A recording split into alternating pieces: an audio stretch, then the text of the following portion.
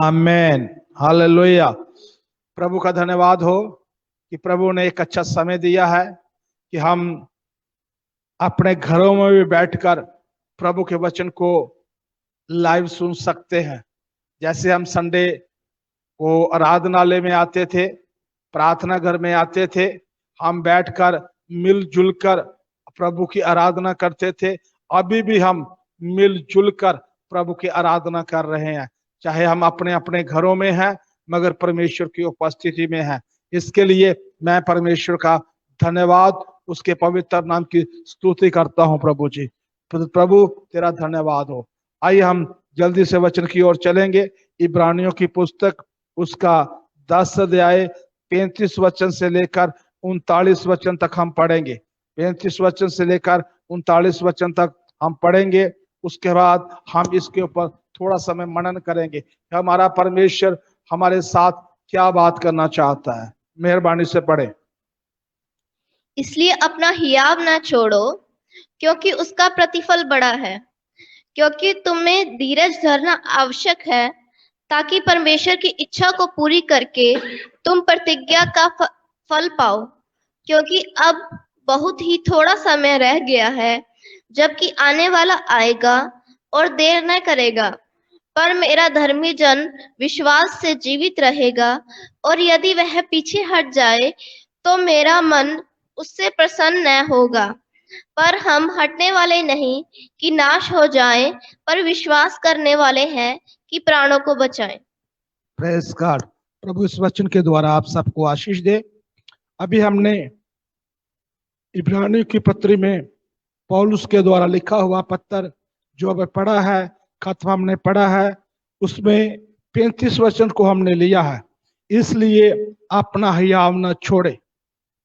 मेरे अजीज, इन दिनों में हमें हियाव रखने की जरूरत है, हिम्मत रखने की जरूरत है। बहुत से लोग हिम्मत को हार देते हैं। जो हिम्मत को हार देते हैं, हियाव को छोड़ देते हैं, वो नुकसान उठाते हैं। इसलिए आज का वचन हम सबकी उन्नति और तरक्की का कारण बनने के लिए आज का वचन हमें उत्साहित करता है कि हम हियाव ना छोड़े, हम हिम्मत ना छोड़े, क्योंकि उसका प्रतिफल बड़ा है। जो हिम्मत नहीं छोड़ते वो प्रतिफल पाते हैं, वो प्रभु की ओर से प्रतिफल पाते हैं। इसलिए प्रतिफल पाने के लिए हम प्रभु के चरणों में बैठे हैं। इसलिए वचन कहता है अपना हियाव ना छोड़ो, अपनी हिम्मत ना छोड़ो। अगर हम बाइबल का वचन पढ़ेंगे तो हमें बाइबल हिम्मत देता है, हिम्मत देता है। वो हमारी निराशा को आशा में बदल देता है, क्योंकि बाइबल खुदा का वचन कहता है कि मैं तुझे दिलेरी वाला आत्मा दिया है। बाइबल खुदा का वचन कहता है कि हियाव ना छोड़ो। हम जल्दी से एक दो वचन पढ़ेंगे। प्रेरितों के काम, प्रेरितों के काम हम 4 अध्याय में पढ़ेंगे कि यहाँ एक चमत्कार हुआ। उस चमत्कार के कारण प्रभु के दास लोगों को काफी मुश्किल का सामना करना पड़ा। उस 4 अध्याय उसका 29 से 31 वचन तक हम पढ़ेंगे। 29 वचन पढ़ेंगे। अब हे प्रभु, उनकी धमकियों को देख, उनकी धमकियों को देख, और अपने दास को यह वरदान दे कि अपने दासों को ये वरदान दे, तेरा वचन बड़े हियाव से सुनाए। तेरा वचन बड़े हियाव से सुनाए। हियाव कैसे आता है, हिम्मत कैसे मिलती है? जब हम प्रार्थना करते हैं, जब हम पवित्र आत्मा में भरते हैं, जब हम पवित्र आत्मा से जुड़े रहते हैं, तब हियाव मिलता है। बाइबल खुदा का वचन कहता है कि हमें हियाव पाने के लिए, हिम्मत पाने के लिए हमने क्या करना है? बाइबल के वचन को लेना है। इसके पीछे हम थोड़ा बैकग्राउंड देखेंगे। ये धमकियां उनको क्यों मिली? क्योंकि उन्होंने एक लंगड़े को चंगा किया। जब चंगा किया तो उनको एक सभा में बुलाया गया और पूछा गया कि तुमने किस नाम से इस लंगड़े को चंगा किया है। तो वचन में लिखा है, 4 अध्याय और 10वें वचन में लिखा है, ओ पतरस जब बोलता है और कहता है 9 वचन से, हे सरदारों और पुण्यों, इस दुर्बल मनुष्य के साथ जो भलाई की गई है, यदि आज हमसे इसके विषय में पूछताछ की जाती है कि वह कैसे अच्छा हुआ, जो तुम और सब सारे इस्राएली लोग जान ले कि यीशु मसीह नासरी के नाम से, प्रेज गॉड, क्योंकि यही पतरस डरने वाला, यीशु का इनकार करने वाला, जब यीशु मसीह स्वर्ग में उठाया गया पेंतीकोस्त के दिन, इसने वो पवित्र आत्मा का अभिषेक पाया, पवित्र आत्मा का मसा पाया, पवित्र आत्मा की सामर्थ से भर गया। जब वो पवित्र आत्मा की सामर्थ से भर गया तो बाइबल, खुदा का वचन कहता है, यही पतरस डरने वाला बड़े हियाव के साथ, बड़ी हिम्मत के साथ खड़ा होकर उन लोगों को कह रहा है कि इस भलाई के पीछे, भलाई के कारण हमसे जो पूछताछ हो रही है कि ये कैसे अच्छा हुआ है, तो हम सब इस्राएली, तो तुम सब इस्राएली लोग जान लो कि यीशु नासरी के नाम से, जिसको तूने क्रूस पर चढ़ाया और मरोह में से जलाया, जे मनुष्य तुम्हारे सामने भला और चंगा खड़ा है। और वचन में लिखा है, जब उन पतरस ने ये गवाही दे दी कि यीशु नासरी के नाम से, क्योंकि बाइबल, खुदा का वचन कहता है, हिम्मत से उसने उन लोगों के सामने यीशु नासरी की गवाही दी। और 13वें वचन में लिखा है, जब उन जो ज्ञानी लोग थे, जो वहां के लोग थे, जो वचन में लिखा है सरदार थे, पुण्य थे, वो जो भी याजक लोग थे, तो वचन में लिखा है कि 13वें वचन में, जब उन्होंने पतरस और यूहन्ना का साहस देखा, पतरस और यूहन्ना का साहस, पतरस और यूहन्ना में हिम्मत देखी, पतरस और यूहन्ना में वो दलेरी देखी कि ये दलेरी कैसे आई, ये दलेरी से कैसे भर गए। ये तो डरने वाले लोग थे, जब यीशु मसीह को पकड़ा था ये तो भाग गए थे, अब इनके बीच में से ये दलेरी कैसे आई, साहस कैसा आया, और जाना कि ये अनपढ़ और साधारण लोग हैं, साधारण मनुष्य है, जो आश्चर्य किया कि उसको पहचाना कि ये यीशु के साथ रहे हैं। हालेलुया, प्रभु का धन्यवाद हो। उन्होंने पहचाना कि ये यीशु के साथ रहे हैं।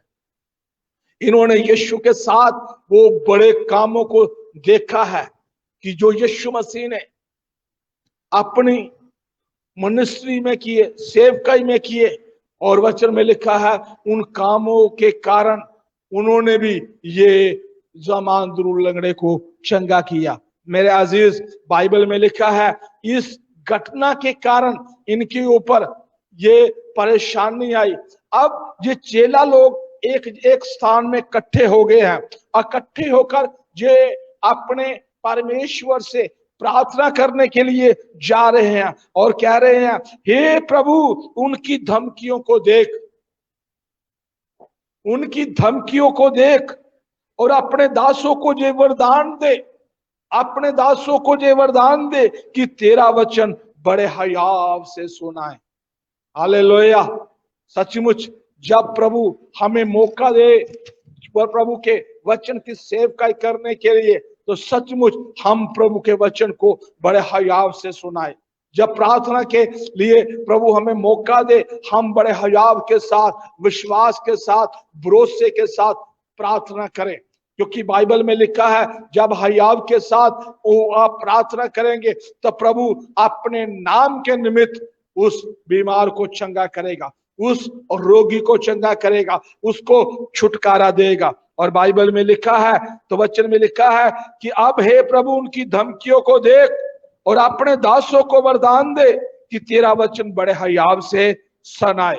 आज भी इस वचन को दबाने के लिए बहुत कुछ किया जाता है, मगर बाइबल, खुदा का वचन कहता है हमने हयाव नहीं छोड़ना, हमने हिम्मत नहीं छोड़ना। इस वचन में लिखा है चंगा करने के लिए तो अपना हाथ बढ़ा, चंगा करने के लिए तो अपना हाथ बढ़ा, चिन्ह अद्भुत काम तेरे पवित्र सेवक यीशु के नाम से किए जे। जब वे प्रार्थना कर चुके, वह स्थान यहाँ इकट्ठे थे हिल गया, वे सब पवित्र आत्मा से परिपूर्ण हो गए और परमेश्वर का वचन हयाव से सुनाते रहे। मेरे अजीज, परमेश्वर का वचन कहता है दलेरी जो है, हयाव जो है, हिम्मत जो है, वो पवित्र आत्मा की ओर से हमें मिलता है। तो इसलिए हमने उस पवित्र आत्मा को, दलेरी वाले आत्मा को पाना है, लेना है, उसकी उपेक्षा करनी है कि आए खुदावंद मुझे इस पवित्र आत्मा की जरूरत है, मैं पवित्र आत्मा से भरना चाहता हूं, मैं पवित्र आत्मा को पाना चाहता हूं, मैं पवित्र आत्मा के साथ तेरी गवाही देना चाहता हूं। जब आप पवित्र आत्मा से भर जाएंगे फिर आप शर्माएंगे नहीं, फिर आप घबराएंगे नहीं, आपके जीवन में एक बड़ा हिम्मत आ जाएगा, एक बड़ी ताकत आ जाएगी, एक बड़ा जोश आ जाएगा कि आप प्रभु के कार्य को वफादारी के साथ कर सके। मेरे अजीज, हम इब्रानियों की पुस्तक में जो पढ़ते हैं कि पढ़ा है अभी हमने, उसी वचन की ओर हम फिर चलेंगे। 10 अध्याय उसका 35 वचन में क्या लिखा है, इसलिए अपना हयाव ना छोड़ो, अपनी हिम्मत ना छोड़ो, अपने जीवन में नेगेटिव बात को आने ना दो, अपने जीवन में निराशा को एंटर करने ना दो, अपने जीवन में हमेशा हिम्मत रखो, क्योंकि बाइबल में लिखा है याकूब की पत्री में, शैतान का सामना करोगे तो शैतान तुम्हारे सामने से भाग जाएगा। शैतान का कौन सामना कर सकता है? जो हयाव रखता है, हिम्मत रखता है और पवित्र आत्मा से परिपूर्ण है। तो वचन में लिखा है हयाव ना छोड़ो, क्योंकि इसका प्रतिफल बड़ा है, इसका प्रतिफल बड़ा है। इसी के बारे में हम एक वचन और पढ़ेंगे, उत्पत्ति की किताब उसका 15 अध्याय में यहाँ इब्राहिम के बारे में लिखा है। उत्पत्ति की किताब जो फर्स्ट किताब है उसका 15 अध्याय में पढ़ेंगे हम। 15 अध्याय में हम पढ़ेंगे, जल्दी से मेहरबानी से पढ़ना शुरू करें। 15 का फर्स्ट। इन बातों के पश्चात यहोवा का यह वचन दर्शन में अब्राहम के पास पहुंचा। और यहोवा का दर्शन इब्राहिम के पास पहुंचा। यहाँ इब्राहिम थोड़ा निराश हो गया था, थोड़ा सोच रहा था, निराश हो गया था, क्योंकि इसके पास कोई भी संतान नहीं थी, इसका अपना निज पुत्र नहीं था। तो वचन में लिखा है ये निराशा में था। तो वचन में लिखा है उस समय यहोवा परमेश्वर ने इब्राहिम से बात की। क्या बात की? हे अब्राहम, हे अब्राहम, आगे मत डर, तेरी ढाल और तेरा अत्यंत बड़ा प्रतिफल मैं हूं। तेरी ढाल और तेरा अत्यंत बड़ा प्रतिफल मैं ही हूं। हालेलुया। तुझे घबराने की जरूरत नहीं है, तुझे डरने की जरूरत नहीं है, तुझे डरने की जरूरत नहीं है। तेरी ढाल मैं हूं, तेरा बचाने वाला मैं हूं, तेरा छुड़ाने वाला मैं हूं, तुझे आशीष देने वाला मैं हूं, तुझे बढ़ाने वाला मैं हूं। हालेलुया। बहुत बार हम सोचते हैं कि हम कैसे आगे आएंगे, पर बाइबल खुदा का वचन कहता है इब्राहिम को खुदा ने कहा मत डर। आज भी जो लोग हिम्मत रखेंगे, हयाव रखेंगे, खुदा उनके लिए ढाल बनेगा, खुदा उनके आगे खड़ा होगा, खुदा हर समस्या में उनकी मदद करेगा, हर समस्या में, हर मुश्किल में उनके साथ खड़ा होगा, क्योंकि खुदा का वचन हमें धोखा देने वाला वचन नहीं है। खुदावंद यीशु मसीह ने मिनिस्ट्री के समय बोला कि जमीन और आसमान बदल सकता है, टल सकता है, पर मेरा वचन कभी भी टलेगा नहीं। जो कुछ खुदावंद यीशु मसीह ने बोला वो हो गया। यो यहोवा परमेश्वर ने प्रतिज्ञा की, वाचा बांधी, उस वाचा को यहोवा परमेश्वर ने पूरा किया। आज भी जिस परमेश्वर की आप आराधना करते हैं वो जीवित परमेश्वर है, वो आपकी दुहाई को सुनने वाला परमेश्वर है, वो आपकी प्रार्थना को सुनने वाला परमेश्वर है, वो हमारी ढाल है, वो हमारी ढाल है, वो तेरा अत्यंत बड़ा प्रतिफल है। हालेलुया। हमारा परमेश्वर हमारा बड़ा प्रतिफल है। इसलिए बाइबल में क्या लिखा है, अपना हयाव ना छोड़ो, अपनी हिम्मत ना छोड़ो। हमने क्या करना है, इन दिनों में हिम्मत रखना है। इन दिनों में हिम्मत रखकर प्रार्थना में ज्यादा समय व्यतीत करना है। इन दिनों में हिम्मत रखकर प्रार्थना में आगे बढ़ना है। इन दिनों में हिम्मत रखकर प्रभु के चरणों में हम समय व्यतीत करना है, जबकि हमारे पास खुदा ने एक बहुत समय दिया है। समय दिया है कि हम शाम को 6 बजे घर आ जाते हैं, उसके बाद हमारे पास समय है, हम उस समय का लाभ उठाएं। बाइबल में लिखा है, क्योंकि वचन में लिखा है कि हयाव ना छोड़ो, उसका प्रतिफल बड़ा है। 36 वचन की ओर आएंगे, क्योंकि तुम्हें धीरज धरना अवश्य है। इस बात को बड़े बारीकी से, बड़े ध्यान से सुने। ये प्रभु का वचन हमें कह रहा है, सुनने वालों को कह रहा है, यीशु के साथ चलने वाले को कह रहा है, यीशु के ऊपर विश्वास करने वालों को कह रहा है कि क्या करे। वचन में लिखा है, तुम्हें धीरज धरना अवश्य है। धीरज का मतलब क्या होता है, सब्र रखना अवश्य है, उतावली नहीं करना। मैंने देखा है, जो लोग उतावली करते हैं वो जल्दी से पीछे भी चले जाते हैं। इसलिए क्या करना है, उतावली नहीं, धीरज धरना है। क्योंकि धीरज धरना है, जब हम धीरज धरेंगे तो वचन में लिखा है, तुम्हें धीरज धरना अवश्य है, ताकि परमेश्वर की इच्छा को पूरी करके प्रतिज्ञा का फल पाओ। आमेन, हालेलुया। धीरज धर के, परमेश्वर की इच्छा को पूरा करके, परमेश्वर के साथ चल के उस प्रतिज्ञा का फल पाओ। उस प्रतिज्ञा क्या है, खुदा ने इब्राहिम के साथ वाचा बांधी, वाचा बांधी, मैं इब्राहिम का परमेश्वर, इसाक का परमेश्वर, याकूब का परमेश्वर हूं। मेरे अजीज, इब्राहिम जो है वो विश्वास के बारे में दिखाता है कि उसने प्रभु के ऊपर विश्वास किया, अनदिठी वस्तुओं के ऊपर विश्वास किया। इसलिए हमने भी अनदिठी वस्तुओं के ऊपर, अनदेखी वस्तुओं के ऊपर विश्वास करना है।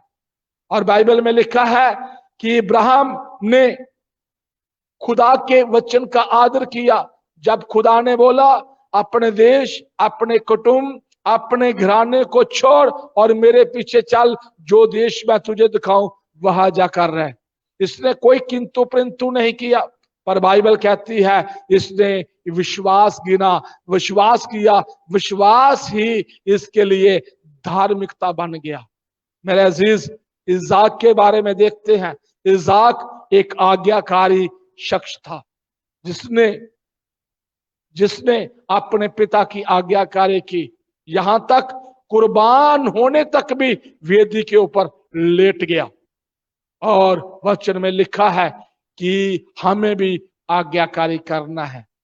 और याकूब का परमेश्वर, याकूब का पुराना जीवन जो था वो धोखा देने वाला जीवन था, धोखा देने वाला जीवन था। उसने अपने भाई को धोखा दिया। मैंने रात ही इसके बारे में काफी डीपली पढ़ा। और अपने भाई को धोखा दिया, अपने पिता को धोखा दिया। तो वचन में लिखा है इससे भी आगे जाकर 10 बार धोखा मिला।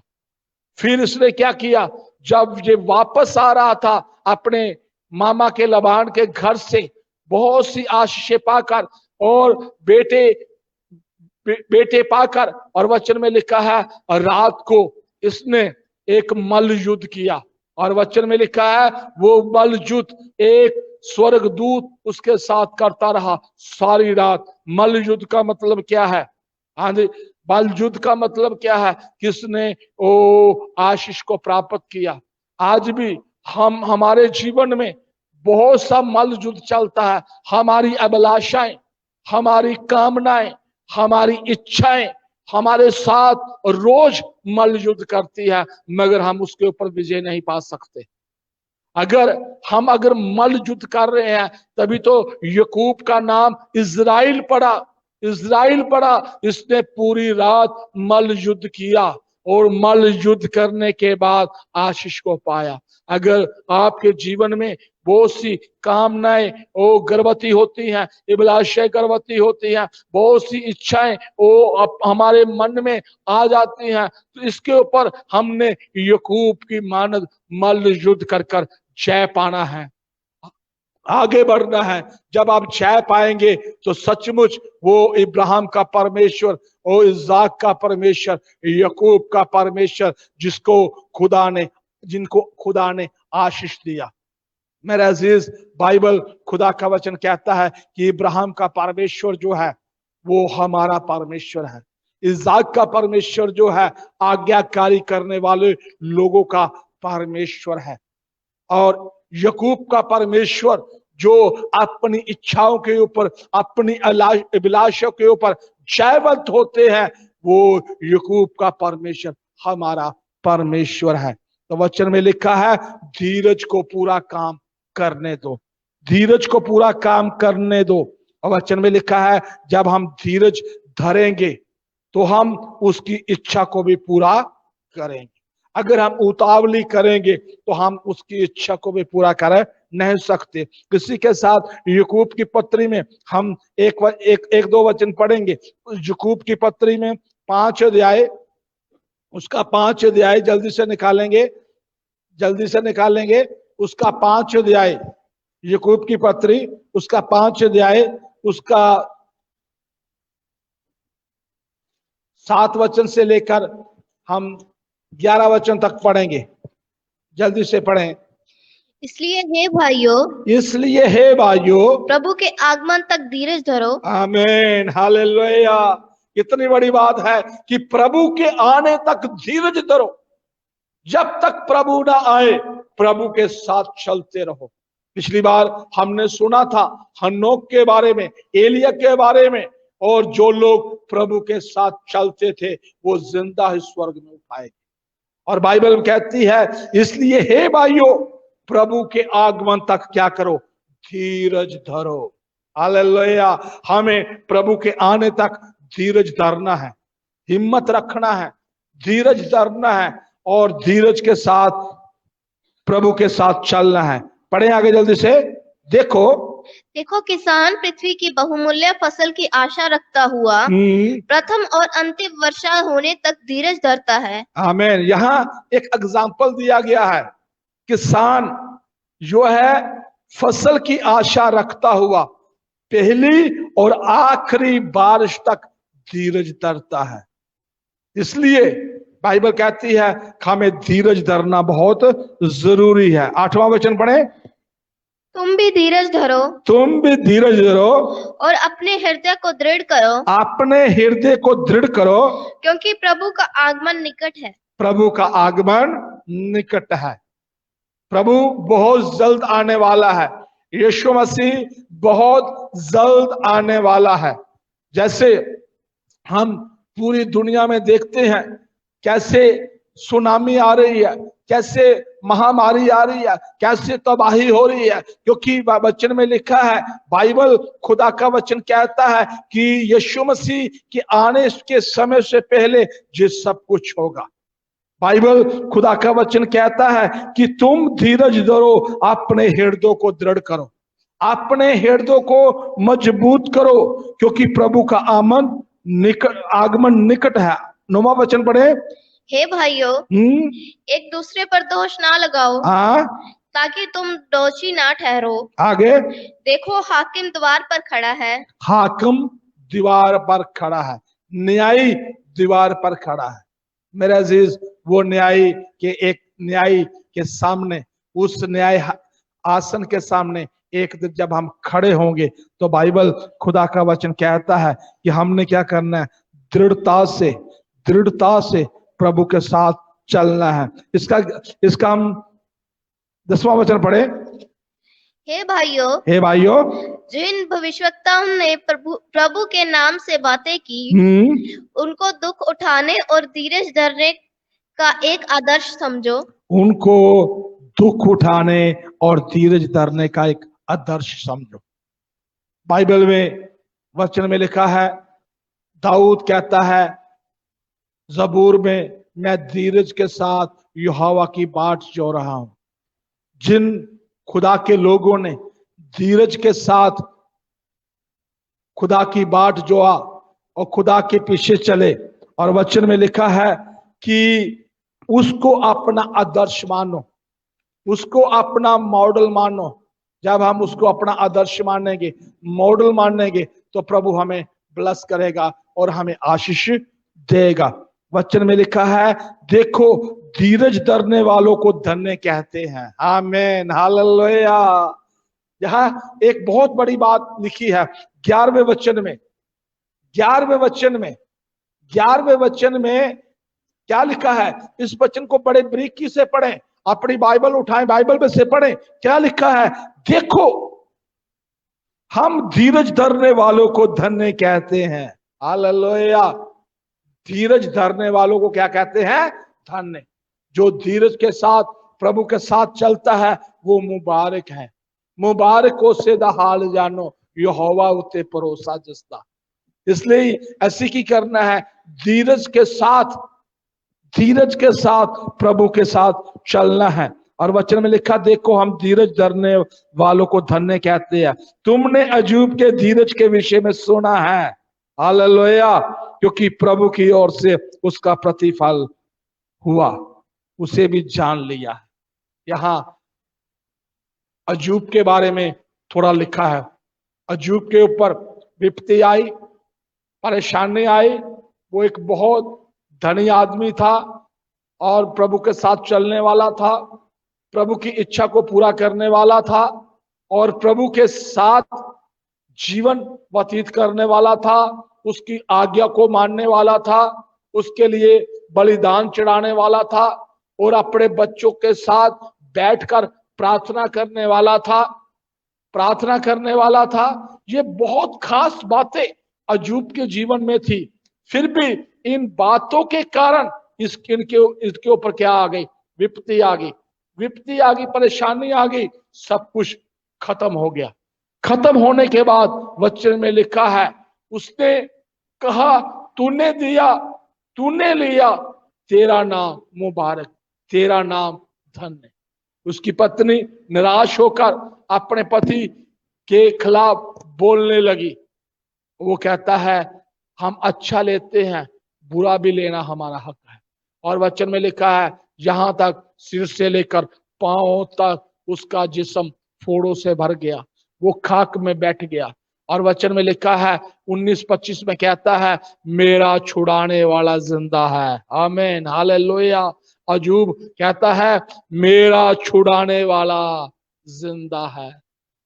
और सचमुच वचन में लिखा है, उसने बहुत धीरज धरा, बहुत सब्र किया और अपने मुंह से वल और छल की बात को नहीं निकाला। धीरज के साथ परमेश्वर की इच्छा को अपने जीवन में पूरा किया। वचन में लिखा है और लास्ट अध्याय में कि खुदा ने फिर उसको बहाल कर दिया, उसको दुगनी आशीष दी। मेरा अजीज, अगर हम आशीष पाना चाहते हैं, हमने उतावली नहीं करना और धीरज के साथ प्रभु के साथ चलना है। धीरज के साथ प्रभु के साथ चलना है और निराश नहीं होना। धीरज के साथ जब आप प्रभु के साथ चलेंगे तो आप प्रभु से बहुत बड़ी आशीष को पाएंगे। 11 वचन एक बार हम फिर पढ़ेंगे। देखो, पढ़ो, शाबाश। देखो हम धीरज धरने वालों को धन्य कहते हैं। आमीन। तुमने अय्यूब के धीरज के विषय में तो सुना ही है, और प्रभु की ओर से जो उसका प्रतिफल हुआ उसे भी जान लिया है। आमीन, हालेलुया। जो प्रभु की ओर से उसको प्रतिफल मिला वो भी क्या कर लिया है? जान लिया है। हम भजन शायद 37 का 7 वचन पढ़ेंगे। हम जल्दी से इसको समाप्त करने वाले हैं, इसलिए हमने इन वचनों को लेना है। 37 का 7 पढ़ेंगे। और क्या लिखा है वचन में? लिखा है 37 का 7, यहोवा के सामने चुपचाप रहे, यहोवा के सामने चुपचाप रहे और धीरज से उसकी प्रतीक्षा कर। धीरज से उसकी क्या कर? प्रतीक्षा कर। आशीष के चंगाई की प्रतीक्षा कर, उतावली मत कर। मेरे अजीज, बाइबल खुदा का वचन कहता है चुपचाप रह और धीरज के साथ उसी के साथ चलता रहे और हर बात में उसका धन्यवाद करता रहे। हम लास्ट वचन की ओर आएंगे, हम यशायाह 26 का 3 और 4 वचन पढ़ेंगे। ये वचन हमारे लिए बहुत खास वचन है। हम इस वचन को हम अपने जीवन में लेने के लिए प्रभु से प्रार्थना भी करेंगे कि प्रभु इस वचन के द्वारा मुझे आशीष देना है। आगे, जिसका मन तुझ में धीरज धरे हुए है, जिनका मन तुझसे धीरज धरे हुए हैं, उसकी तू पूर्ण शांति के साथ रक्षा करता है। आमीन, हालेलुया।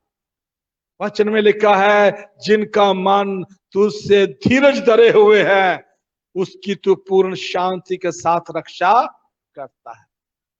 और आगे क्या लिखा है, पढ़े जल्दी से। क्योंकि वह तुझ पर भरोसा रखता है। क्योंकि वह तुझ पर क्या करता है, भरोसा रखता है। धीरज जो है एक विश्वास का चिन्ह भी है, भरोसे का चिन्ह भी है।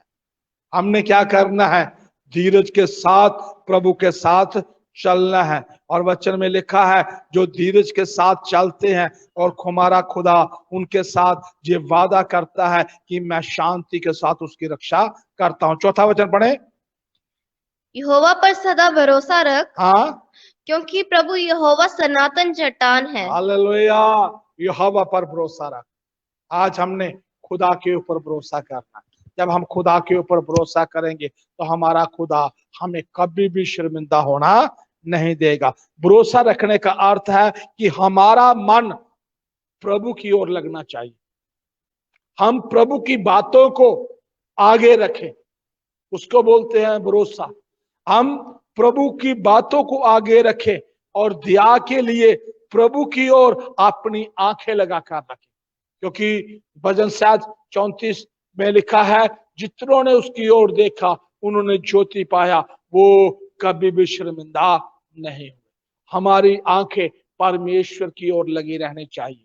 जब हम परमेश्वर की ओर देखते हैं, परमेश्वर के ऊपर भरोसा रखते हैं और धीरज के साथ उसी के साथ चलते हैं, धीरज के साथ उसकी आराधना में बने रहते हैं और धीरज के साथ हम उसके वचन में बने रहते हैं, तो सचमुच हमारा खुदा हमें अपने आगमन के लिए तैयार कर रहा है, अपने आगमन के लिए तैयार कर रहा है। जब यीशु मसीह आएगा तो वचन में लिखा है हम उसके साथ बादलों पर उठाए जाए। इसलिए क्योंकि हमारा जो